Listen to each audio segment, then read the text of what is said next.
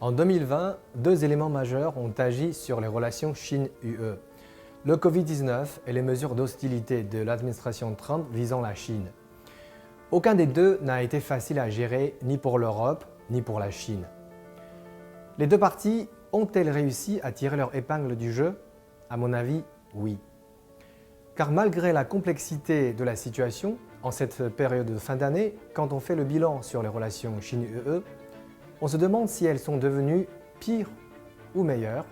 Ma réponse est qu'elles sont devenues meilleures, que ce soit sur les plans politiques, économiques ou culturels. Politiquement, les interactions entre la Chine et l'Europe ont maintenu leur dynamisme malgré la pandémie. Le président chinois Xi Jinping s'est entretenu en visioconférence à 2 reprises avec la présidente de la Commission européenne, Mme von der Leyen, et le président du Conseil européen, M. Charles Michel. Ils ont à chaque fois réaffirmé une volonté commune de continuer à renforcer la coopération Chine-UE. Le ministre chinois des Affaires étrangères, Wang Yi, a bravé la pandémie pour effectuer une tournée dans 5 pays européens fin août, décryptée par beaucoup comme une marque d'attachement de la Chine à ses relations avec l'UE. Sur le plan économique, après une forte hausse de l'import-export au cours des 11 premiers mois de 2020, la Chine a dépassé les États-Unis pour devenir le premier partenaire commercial de l'UE.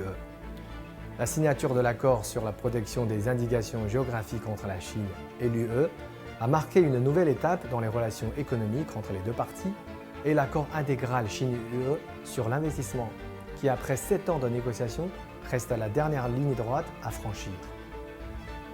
Ce qui est encore plus précieux, c'est que malgré la pandémie, les échanges humains entre la Chine et l'UE n'ont pas été totalement interrompus. Ils ont su résister au choc et survivre sous d'autres formes et assumer leur rôle de rapprochement des peuples des deux parties. Au début de cette année, quand l'épidémie frappait de plein fouet la Chine, de nombreux pays européens lui ont prêté main forte par des gestes très variés. Les Autrichiens ont appelé au don pour la Chine pendant le concert traditionnel du Nouvel An. Les Grecs ont marché avec les lanternes rouges au pied de l'Acropole pour montrer leur soutien aux Chinois.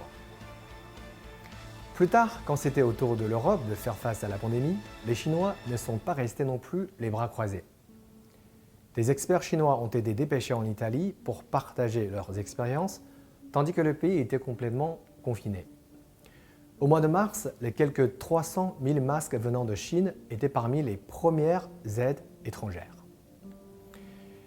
Des pessimistes diraient qu'il existe encore beaucoup de divergences entre la Chine et l'UE, des dossiers traditionnels comme le déséquilibre commercial, les critiques sur les droits de l'homme en Chine, l'attitude européenne sur la compagnie chinoise Huawei, etc. Et surtout, certains prétendent qu'à cause de la pandémie et de la diplomatie chinoise, l'image qu'ont les Européens ordinaires sur la Chine s'est gravement détériorée. Je ne sais pas si c'est une vérité.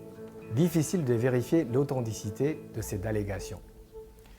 Du moins en Chine, quand on passe en revue les moments forts des relations Chine-UE en 2020 dans les médias chinois, nous privilégions toujours les aspects que je viens de mentionner. Mais si cela s'avérerait malheureusement être une vérité, je crois que cela nécessiterait une réflexion approfondie de part et d'autre, car l'image que les Européens ont de la Chine est principalement dépeinte par les médias. Aujourd'hui, à l'approche de 2021, les deux éléments majeurs qui ont une influence sur les relations Chine-UE, comme je l'ai déjà mentionné, le Covid-19 et l'Amérique dirigée par Trump, ceux-ci deviendront éventuellement le post-Covid-19 et le retour d'une Amérique normale avec Biden. Cependant, je ne suis pas sûr que la gestion des relations Chine-UE serait moins compliquée dans ces nouvelles circonstances. Au lieu de faire des prévisions sur l'évolution des relations Chine-UE, je souhaiterais tout simplement rappeler quelques faits à nos téléspectateurs européens. Premièrement, des échanges existaient entre les Grecs, les Romains et les Chinois par l'intermédiaire de la route de la soie dès le IVe siècle avant notre ère. Ce qui permit entre autres le transport des marchandises chinoises vers l'Europe. Quand Marco Polo retourna en Europe avec son fameux récit sur la Chine, c'était au début du XIVe siècle. Les échanges florissants sur le continent eurasien faisaient depuis des milliers d'années le bonheur des populations des pays concernés, avant même que l'Amérique n'existe sur la carte du monde. Ces liaisons millénaires d'échanges et de coopération ne seront pas stoppées par quelconque force. Deuxièmement, point commun ou divergence, rivalité ou coopération, ces termes opposés sont comme le yin et le yang dans la philosophie chinoise. Ils forment un tout qui est en apparence contradictoire, mais peut tout à fait exister en harmonie. Après tout, ça dépend sur quelle partie on veut insister. Entre la Chine et l'UE, il faudra toujours insister sur la coopération et les points communs. C'est la responsabilité des hommes politiques, mais aussi celle des médias. Car amplifier les divergences, certes, cela fait des gains d'audience sur le court terme, mais cela provoque aussi et surtout une perte d'intérêt sur le long terme pour l'ensemble des parties.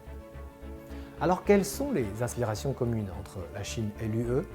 Une coexistence pacifique, une amélioration du commerce bilatéral, une conclusion de l'accord d'investissement dans les plus brefs délais, la défense du multilatéralisme, la lutte contre le réchauffement climatique ou encore une meilleure gestion du cyberespace pour n'en citer que quelques-uns. Tant que l'on avance sur ces rails communs, le train Chine-UE sera dans la bonne direction.